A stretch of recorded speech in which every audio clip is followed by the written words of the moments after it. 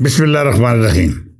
ਸੱਜਣੋ ਤੇ ਮਿੱਤਰੋ, ਪੰਜਾਬ ਨਾਲ ਬੁਗਜ਼ ਦੀ ਇੱਕ ਵੱਡੀ ਵਜ੍ਹਾ ਇਸ ਖਿੱਤੇ ਦਾ ਦੂਜਿਆਂ ਤੋਂ ਕਈ ਸੌ ਸਾਲ ਅਗਾਂਹ ਨਿਕਲ ਜਾਣਾ ਵੀ ਹੈ। ਦੇਸ਼ ਪੰਜਾਬ ਨੇ ਆਪਣੇ ਤਰੱਕੀ ਦਾ ਸਫ਼ਰ ਘੱਟੋ ਘੱਟ 5000 ਵਰ੍ਹੇ ਪਹਿਲਾਂ ਸ਼ੁਰੂ ਕੀਤਾ। ਇਸ ਧਰਤੀ ਉੱਤੇ ਚੂੰਕਿ ਰੱਬ ਦੀ ਹਰ ਨਿਅਮਤ ਮੌਜੂਦ ਸੀ, ਇੱਥੋਂ ਦੇ ਲੋਕ ਵੀ ਜਫਾਕਸ਼, ਮਿਹਨਤੀ ਅਤੇ ਤਖਲੀਕੀ ਸਲਾਹੀਤਾਂ ਨਾਲ ਮਾਲਾ ਮਾਲ ਸਨ।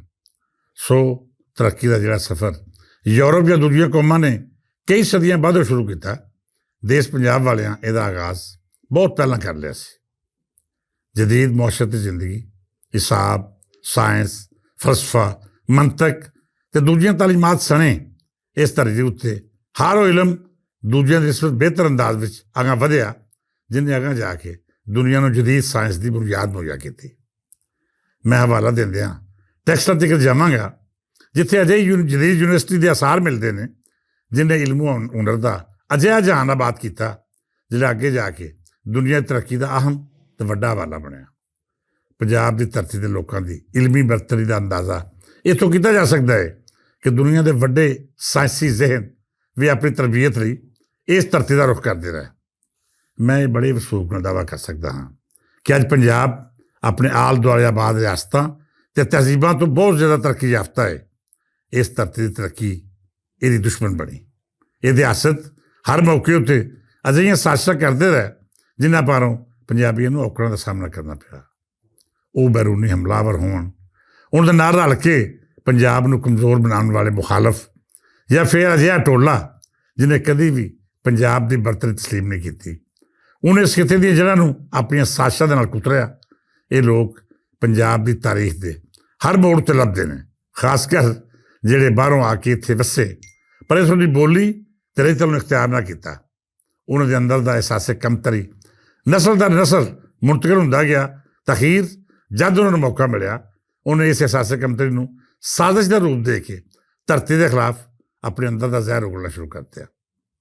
ਮੈਂ ਸਿੰਧੀ ਕੌਮ ਪ੍ਰਸਤਾਂ ਦੇ ਟਾਊਟਾਂ ਦੀ ਗੱਲ ਵੀ ਜ਼ਰੂਰ ਕਰਾਂਗਾ, ਪਰ ਇਸ ਤੋਂ ਪਹਿਲਾਂ KP ਨਾਲ ਤਾਲੁਕ ਰੱਖਣ ਵਾਲੇ ਉਸ ਖਾਸ ਮਾਈਂਡ ਸੈੱਟ ਨੂੰ ਡਿਸਕਸ ਕਰਨਾ ਬਹੁਤ ਜ਼ਰੂਰੀ ਹੈ ਜਿਹਨੇ ਜਾਲਸਾਜ਼ੀ ਨਾਲ ਅਜਿਹੀ ਤਾਰੀਖ ਮੁਰਤਬ ਕਰਨ ਦੀ ਕੋਸ਼ਿਸ਼ ਕੀਤੀ ਜਿਹਦੇ ਵਿੱਚ ਜਨਮ ਦਾ ਦਲੇਰ ਅਤੇ ਬਹਾਦਰ ਪੰਜਾਬੀ ਸਮਝੌਤੇ ਕਰਨ ਵਾਲਾ ਵਿਖਾਇਆ ਗਿਆ, ਅਤੇ ਉਹ ਪਠਾਨ ਜਿਹਨੇ ਹਰ ਬੈਰੂਨੀ ਹਮਲਾਵਰ ਨੂੰ ਰਾਹ ਦਿੱਤਾ, ਸਹੂਲਤਾਂ ਦਿੱਤੀਆਂ ਅਤੇ ਨਾਲ ਮੁਖਬਰੀ ਵੀ ਕੀਤੀ, ਉਹਨੂੰ ਗਯੂਰ ਅਤੇ ਗੈਰਤਮੰਦ ਆਖ ਕੇ ਅਜਿਹਾ ਝੂਠ ਘੜੇ ਜਿਹਦਾ ਹਕੀਕਤੀ ਤਾਰੀਖ ਵਿੱਚ ਕੋਈ ਵਜੂਦ ਹੀ ਨਹੀਂ। ਮੈਂ ਹਮੇਸ਼ਾ ਤੋਂ ਗੱਲ ਕਰਦਾ ਆਇਆ ਹਾਂ ਕਿ ਬੇਸ਼ੱਕ ਕੋਈ ਸਿੰਧੀ ਹੋਵੇ, ਅਫਗਾਨ ਜਾਂ ਬਲੋਚ, ਸਾਡੇ ਲਈ ਉਹਨਾਂ ਦੀ ਰਹਿਤਲ, ਬੋਲੀ ਅਤੇ ਸਮਾਜੀਆਤ ਬੜੀ ਮਾਣਯੋਗ ਨੇ। ਅਸੀਂ ਉਹਨਾਂ ਦੀ ਕਦਰ ਕਰਦੇ ਹਾਂ ਅਤੇ ਬਤੌਰ ਕੌਮ ਉਹਨਾਂ ਨੂੰ ਮਾਣ ਵੀ ਦਿੰਦੇ ਹਾਂ, ਪਰ ਇਸ ਦਾ ਇਹ ਮਤਲਬ ਹਰਗਿਜ਼ ਨਹੀਂ ਕਿ ਕੋਈ ਇਸ ਇੱਜ਼ਤ ਅਫਜ਼ਾਈ ਨੂੰ ਆਪਣਾ ਪਦੈਸੀ ਹੱਕ ਸਮਝ ਕੇ ਇਹ ਖਿਆਲ ਕਰ ਲਵੇ ਕਿ ਪੰਜਾਬੀ ਉਹ ਤੋਂ ਮਰੂਬ ਹੋ ਗਏ ਨੇ। ਇੱਜ਼ਤ ਕਰਨਾ ਸਾਡੀ ਹਜ਼ਾਰਾਂ ਵਰ੍ਹੇ ਪੁਰਾਣੀ ਰੀਤ ਅਤੇ ਰਿਵਾਜ ਦਾ ਹਿੱਸਾ ਹੈ। ਅਸੀਂ ਲੋਕਾਂ ਨੂੰ ਇੱਜ਼ਤ ਦੇਣਾ ਜਾਣਦੇ ਹਾਂ ਅਤੇ ਆਪਣਾ ਦਸਤਰਖਾਨ ਵੀ ਉਹਨਾਂ ਦੇ ਨਾਲ ਸਾਂਝਾ ਕਰਨਾ ਸਾਡੀ ਫਿਤਰਤ ਦਾ ਹਿੱਸਾ ਹੈ। ਪਰ ਜੇ ਕੋਈ ਇਸ ਦਸਤਰਖਾਨ ਉੱਤੇ ਬਹਿ ਕੇ ਅੰਨ ਪਾਣੀ ਵੀ ਖਾਏ ਅਤੇ ਖੁਆਉਣ ਵਾਲਿਆਂ ਨੂੰ ਮੰਦਾ ਵੀ ਬੋਲੇ, ਅਤੇ ਫਿਰ ਸਾਡੇ ਕੋਲ ਵੀ ਉਹਦਾ ਪਿਛੋਕੜ ਫਰੋਲ ਕੇ ਸਭ ਕੁਝ ਸਾਹਮਣੇ ਲਿਆਉਣ ਦਾ ਆਪਸ਼ਨ ਹਮੇਸ਼ਾ ਮੌਜੂਦ ਰਹਿੰਦਾ ਹੈ, ਕਿਉਂ ਜੇ ਅਸੀਂ ਇਹਦੇ ਅੱਜ ਨੂੰ ਵੀ ਜਾਣਦੇ ਹਾਂ ਅਤੇ ਲੰਘੇ ਹੋਏ ਕੱਲ੍ਹ ਤੋਂ ਵੀ ਚੰਗੀ ਤਰ੍ਹਾਂ ਵਾਕਿਫ ਹਾਂ। ਸੱਜਣੋ, ਪਿਛਲੇ ਦਿਨੀਂ KP ਦੇ ਵਜ਼ੀਰ ਆਲਾ ਸੁਹੇਲ ਅਫਰੀਦੀ ਹੋਰੀ ਪੰਜਾਬ ਵਿੱਚ ਆਏ। ਇੱਥੋਂ ਦੇ ਕੁਝ ਯੂਟਿਊਬਰਾਂ ਉਹਨਾਂ ਤੋਂ ਸਵਾਲ ਕੀਤੇ, ਕੁਝ ਅਜਿਹੀਆਂ ਗੱਲਾਂ ਹੋਈਆਂ ਜਿਹੜੀਆਂ ਨਹੀਂ ਸੀ ਹੋਣੀਆਂ ਚਾਹੀਦੀਆਂ। ਮੈਂ ਬਾਅਦ ਯੂਟਿਊਬਰਾਂ ਨੂੰ ਉਹਨਾਂ ਦੇ ਲਹਿਜੇ ਪਾਰੋਂ ਹਰਗਿਜ਼ ਸਾਫੀ ਨਹੀਂ ਬਣਦਾ, ਅਤੇ ਨਾ ਹੀ ਉਹਨਾਂ ਦਾ ਰਵੱਈਆ ਸਾਡੀ ਪੰਜਾਬ ਦੀ ਰਹਿਤਲ ਦਾ ਆਕਾਸ਼ ਸੀ। ਪਰ ਜੋ ਇਹਨਾਂ ਸਵਾਲਾਂ ਦੇ ਜਵਾਬ ਵਿੱਚ KP ਤੋਂ ਆਏ ਹੋਏ ਬਾਜ਼ ਵਜ਼ੀਰਾਂ ਅਤੇ ਲੋਕਾਂ ਨੇ ਆਖਿਆ, ਉਹ ਵੀ ਨਿੰਦਣਯੋਗ ਹੈ। ਬਾਜ਼ ਔਕਾਤ ਤੁਹਾਡੀਆਂ ਨਾਦਾਨੀਆਂ ਤੁਹਾਨੂੰ ਉਸ ਥਾਵੇਂ ਲੈ ਜਾਂਦੀਆਂ ਨੇ ਜਦੋਂ ਵਾਪਸੀ ਦਾ ਰਾਹ ਨਹੀਂ ਲੱਭਦਾ। ਸਾਡੇ ਪੰਜਾਬ ਨਾਲ ਜੁੜਤ ਰੱਖਣ ਵਾਲੇ ਕੋਈ ਸਿਆਸੀ ਆਗੂਆਂ ਨੇ ਵੀ ਨਾਬਾਲਗ ਪੁਣੇ ਦਾ ਸਬੂਤ ਦਿੰਦਿਆਂ ਅਜਿਹੀ ਗੁਫ਼ਤਗੂ ਕੀਤੀ ਜਿਹੜੀ ਪੰਜਾਬ ਦਾ ਸ਼ੇਵਾ ਨਹੀਂ। ਪੰਜਾਬ ਤਾਂ ਹਜ਼ਾਰਾਂ ਵਰ੍ਹਿਆਂ ਤੋਂ ਇਹਨਾਂ ਨੂੰ ਆਪਣੇ ਦਸਤਰਖਾਨ ਉੱਤੇ ਅੰਨ ਪਾਣੀ ਦਿੰਦਾ ਰਿਹਾ ਹੈ। ਪੰਜਾਬ ਨੇ ਤੇ ਹਜ਼ਾਰਾਂ ਵਰ੍ਹਿਆਂ ਤੋਂ KP ਦੇ ਭੈਣ ਭਰਾਵਾਂ ਨੂੰ ਪਨਾਹ ਦਿੱਤੀ, ਰੱਬ ਦੀ ਅਦਾ ਕੀਤੀਆਂ ਨਿਮਤਾਂ ਇਹਨਾਂ ਸਾਂਝੀਆਂ ਕੀਤੀਆਂ।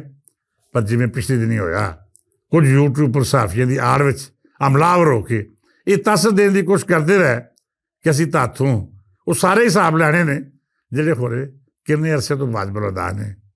KP ਤੋਂ ਆਏ ਪ੍ਰੋਗਰਾਮ ਨਾਲ ਇਹ ਸਰੂਪ ਨਹੀਂ ਸੀ ਹੋਣਾ ਚਾਹੀਦਾ। ਪਰ ਉਹਨਾਂ ਨੂੰ ਵੀ ਰਵਾਇਤ ਦਾ ਖਿਆਲ ਕਰਦਿਆਂ ਉਹਨਾਂ ਕਦੂਰਤਾਂ ਨੂੰ ਜ਼ੁਬਾਨ 'ਤੇ ਲਿਆਉਣ ਤੋਂ ਗੁਰੇਜ਼ ਕਰਨਾ ਚਾਹੀਦਾ ਸੀ, ਜਿਹੜੀਆਂ ਖੋਰੇ ਕਿੰਨੀ ਦੇਰ ਤੋਂ ਉਹਦੇ ਦਿਲੇ ਲੁਕੀਆਂ ਹੋਈਆਂ ਸਨ।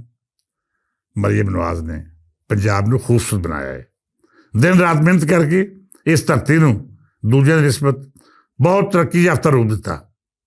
KPSN ਦੀਆਂ ਸਰਕਾਰਾਂ ਪੰਜਾਬ ਦੀ ਤਰੱਕੀ ਦਾ ਤਸੱਵਰ ਵੀ ਨਹੀਂ ਕਰ ਸਕਦੀਆਂ ਜੇਕਰ ਅਸੀਂ ਸਿੰਧ, KP ਤੇ ਬਲੋਚਿਸਤਾਨ ਤੋਂ ਅੱਗੇ ਹਾਂ। ਸਾਡੀਆਂ ਸਰਕਾਰਾਂ ਨੇ ਹਮੇਸ਼ਾ ਕਰਪਸ਼ਨ ਦੀ ਥਾਵੇਂ ਲੁਕਾਈ ਦੀ ਸੇਵਾ ਦਾ ਰਾਹ ਇਖਤਿਆਰ ਕੀਤਾ ਹੈ। ਫਿਰ ਸਾਨੂੰ ਕੀ ਲੋੜ ਸੀ ਕਿ ਅਸੀਂ ਅਜਿਹੀਆਂ ਚਵਲਾਂ ਮਾਰਦੇ ਜਿਹਦੇ ਜਵਾਬ ਵਿੱਚ ਉਹਨਾਂ ਨੇ ਉਹ ਬਕਵਾਸ ਕੀਤੀ ਜਿਸ ਪਾਰੋਂ ਦੋ ਸੂਬਿਆਂ ਵਿੱਚ ਲਸਾਨੀ ਬੁਨਿਆਦ 'ਤੇ ਫਿੱਕ ਪੈਣ ਦਾ ਖਦਸ਼ਾ ਹੈ। ਉਹਨਾਂ ਆਉਣਾ ਸੀ, ਤੁਸੀਂ ਜੀਆਂ ਨੂੰ ਆਖਦੇ, ਅਨਪੜ੍ਹੇ ਦਾ ਬੰਦੋਬਸਤ ਕਰਦੇ, ਸਵਾਲ ਜਵਾਬ ਵੀ ਤਹਿਜ਼ੀਬ ਦੇ ਦਾਇਰੇ ਵਿੱਚ ਹੁੰਦੇ ਤੇ ਕਿੰਨੀ ਚੰਗੀ ਗੱਲ ਸੀ।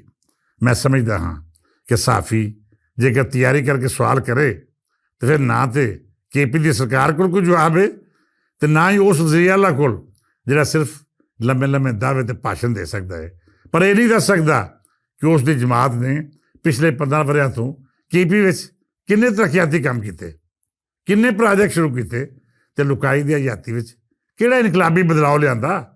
ਬਹਰਹਾਲ ਜਿਹੜੀ ਜ਼ਬਾਨ ਪੰਜਾਬ ਦੇ ਪੰਜਾਬੀਆਂ ਦੇ ਖਿਲਾਫ ਸੋਸ਼ਲ ਮੀਡੀਆ ਰਾਹੀਂ ਇਸਤੇਮਾਲ ਕੀਤੀ ਗਈ ਤੇ ਹੁਣ ਤੱਕ ਕੀਤੀ ਜਾ ਰਹੀ ਹੈ, ਮੈਂ ਇਹਨੂੰ ਹਰਗਿਜ਼ ਮੁਨਾਸਬ ਖਿਆਲ ਨਹੀਂ ਕਰਦਾ। ਪੰਜਾਬ ਨਾਲ ਕਦੂਰ ਦੀ ਥਾਵੇਂ ਮੁਹੱਬਤ ਦਾ ਰਿਸ਼ਤਾ ਇਖਤਿਆਰ ਕਰੋ। ਇੱਥੋਂ ਦੇ ਲੋਕ ਬੜੇ ਸ਼ਾਹੀਵਾਨ ਨੇ। ਇਹ ਹਰ ਉਸ ਬੰਦੇ ਨੂੰ ਸਿਰ ਅੱਖਾਂ 'ਤੇ ਬਿਠਾਉਂਦੇ ਨੇ ਜਿਹੜੇ ਨਾਲ ਹੱਸ ਕੇ ਗੱਲ ਕਰੇ। ਨਾ ਇਹਨਾਂ ਨੂੰ ਕੋਈ ਮਰਹੂਮੀ ਹੈ ਤੇ ਨਾ ਹੀ ਅਹਿਸਾਸੇ ਕਮਤਰੀ। ਇਹ ਰੱਜੀ ਪੁੱਜੀ ਕੌਮ ਹੈ। ਹਜ਼ਾਰਾਂ ਸਾਲ ਤੋਂ ਇਹਨੇ ਦੂਜਿਆਂ ਨੂੰ ਦਿਲ ਖੋਲ੍ਹ ਕੇ ਅਤਾ ਕੀਤਾ ਹੈ। ਨਾ ਪੰਜਾਬੀਆਂ ਦਾ ਦਸਤਰਖਾਨ ਮਹਦੂਦ ਹੈ ਤੇ ਨਾ ਇਹਨਾਂ ਦੇ ਦਿਲ ਛੋਟੇ ਨੇ। ਪਰ ਜੇਕਰ ਤੁਸੀਂ ਪੰਜਾਬੀਆਂ ਨੂੰ ਮੰਦਾ ਬੋਲ ਕੇ ਇਹ ਸਮਝ ਲਵੋਗੇ ਕਿ ਤੁਸੀਂ ਕੋਈ ਸਿਆਸੀ ਮੈਦਾਨ ਮਾਰ ਲਿਆ ਹੈ ਜਾਂ ਫਿਰ ਦੇਸ਼ ਪੰਜਾਬ ਵਾਲਿਆਂ ਨੂੰ ਆਪਣੀਆਂ ਗੱਲਾਂ ਤਦਲੀਲਾਂ ਰਾਹੀਂ ਨੀਵੇਂ ਪਾਉਣ 'ਤੇ ਮਜਬੂਰ ਕਰ ਲਿਆ ਹੈ, ਤੇ ਬੇਲੀਓ ਇਹ ਤੁਹਾਡੀ ਬੜੀ ਵੱਡੀ ਗਲਤਫਹਿਮੀ ਹੈ। ਪੰਜਾਬੀ ਸਿਆਸੀ ਹਵਾਲੇ ਨਾਲ ਦੂਜੇ ਸੂਬਿਆਂ ਤੋਂ ਕਈ ਸਦੀਆਂ ਆਗਾਂ ਨੇ। ਇਹ ਛੋਟੀ ਤੋਂ ਛੋਟੀ ਟਿਚਕਰ ਵੀ ਸਮਝ ਜਾਂਦੇ ਨੇ ਤੇ ਉਹਨਾਂ ਨੂੰ ਪਤਾ ਵੀ ਲੱਗ ਜਾਂਦਾ ਹੈ ਕਿ ਤੁਹਾਡੀ ਕੀਤੀ ਗੱਲ ਵਿੱਚ ਕਿੰਨਾ ਵਜ਼ਨ ਹੈ ਤੇ ਇਹਦਾ DNA ਕੀ ਹੈ। ਲਿਹਾਜ਼ਾ ਪੰਜਾਬੀਆਂ ਦੇ ਹਵਾਲੇ ਨਾਲ ਗੱਲ ਕਰਨ ਤੋਂ ਪਹਿਲਾਂ ਪੀਪਲਸ ਪਾਰਟੀ ਦਾ ਨਤੀਜਾ ਜ਼ਰੂਰ ਯਾਦ ਰੱਖਣਾ, ਜਿਹਨੇ ਸਿੰਧ ਕਾਰਡ ਦੀ ਗੱਲ ਕੀਤੀ ਤੇ ਅਖੀਰ ਉਸੇ ਸੂਬੇ 'ਚ ਦਫਨ ਹੋ ਗਏ ਜਿੱਥੋਂ ਇਹਦਾ ਜਨਮ ਹੋਇਆ ਸੀ। ਅਖੀਰ ਉੱਤੇ ਇਹ ਆਖਾਂਗਾ ਕਿ ਅਸੀਂ ਮੁਹੱਬਤ ਕਰਨ ਵਾਲੇ ਲੋਕ ਹਾਂ, ਕਿਸੇ ਦੀ ਤੋਹੀਨ ਕਰਕੇ ਆਪਣੀ ਇੱਜ਼ਤ ਨਹੀਂ ਪਾਲਦੇ। ਲਿਹਾਜ਼ਾ ਸਾਡੇ ਨਾਲ ਜਿਸ ਜ਼ਬਾਨ ਵਿੱਚ ਗੱਲ ਕਰੋਗੇ ਜਵਾਬ ਵੀ ਉਸੇ ਜ਼ਬਾਨ 'ਚ ਮਿਲੇਗਾ। ਇਸ ਦੁਆ ਨਾਲ ਇਜਾਜ਼ਤ ਦਿਓ ਕਿ ਰੱਬ ਸੱਚਾ ਮੇਰੇ ਦੇਸ਼ ਦੇ ਸਭੇ ਸੂਬਿਆਂ ਨੂੰ ਇੱਕ ਦੂਜੇ ਨਾਲ ਜੋੜ ਕੇ ਰੱਖੇ। ਇਹਦੇ ਵਸਨੀਕਾਂ ਨੂੰ ਮੁਹੱਬਤਾਂ ਦੇ ਰਿਸ਼ਤੇ ਵਿੱਚ ਪਰੋਏ ਤੇ ਕਦੂਰਤਾਂ ਦਾ ਕਾਰੋਬਾਰ ਕਰਨ ਵਾਲੇ ਨੂੰ ਹਮੇਸ਼ਾ ਲਈ ਜ਼ੀਲੋ ਰਸਵਾ ਕਰੇ। ਅੱਜ ਲਈ ਇੰਨਾ ਹੀ, ਇਜਾਜ਼ਤ ਦਿਓ, ਫੇਰ ਮਿਲਾਂਗਾ। ਰੱਬ ਰੱਖਾ।